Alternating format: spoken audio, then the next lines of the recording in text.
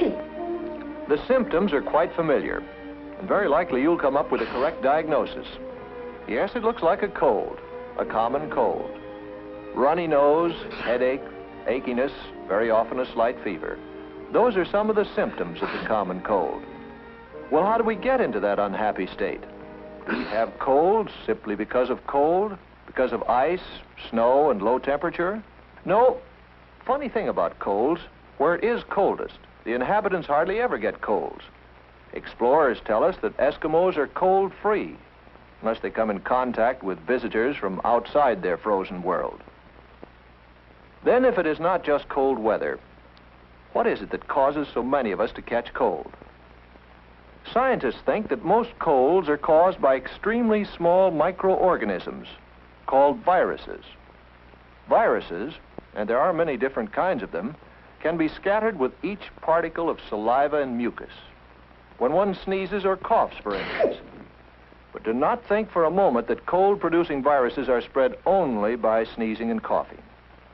If by some magic the tiny particles of saliva and mucus could be made visible as a black smudge, we quickly would realize in how many other ways we are apt to scatter bacteria and viruses all around us. For instance, Jane here has a cold. Look at that smudge. Look at those germs she leaves on the doorknob. And here's Bob's hand picking them up. Bob, his hand now covered with germs picked up from that doorknob, transfers them to a book. Sue, having the bad habit of wetting her finger to turn pages, carries the germs from the book to her mouth, and then passes them along with a pencil to Anne. Anne carries them home and leaves them on the family's dinner table. Yes, even during an ordinary conversation, saliva and mucus particles escape our mouth and easily reach others who inhale them as they breathe. Just remember how breath becomes visible on a cold day. How then, with so many germs surrounding us, can we avoid having colds all the time? Well, fortunately, our body has defenses against this enemy. Normally, we breathe through our nose. The nose, as well as the sinuses, the eustachian tubes, and the throat, are lined with a delicate membrane.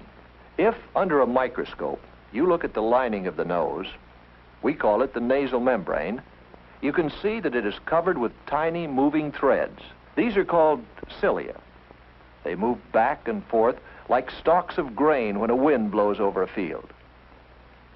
The cilia are covered with a warm, moist, sticky substance called mucus.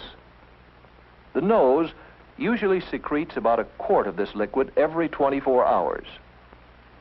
This mucus, by warming and moistening the air we breathe in, prepares it for our lungs. The mucus also catches and destroys microorganisms, that is, bacteria and viruses. The movement of the cilia carries the mucus down to the pharynx. Then it is coughed out or swallowed into the stomach, where any remaining microorganisms are destroyed by the digestive juices.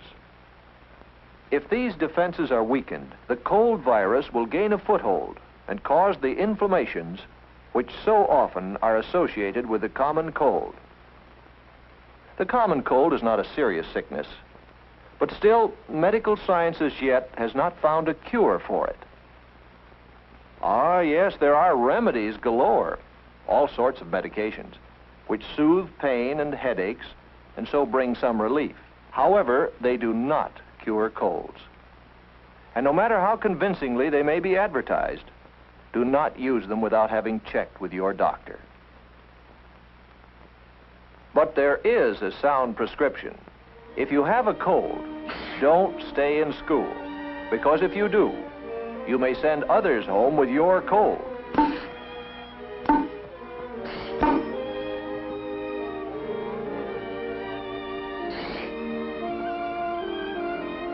If you have a cold, stay home.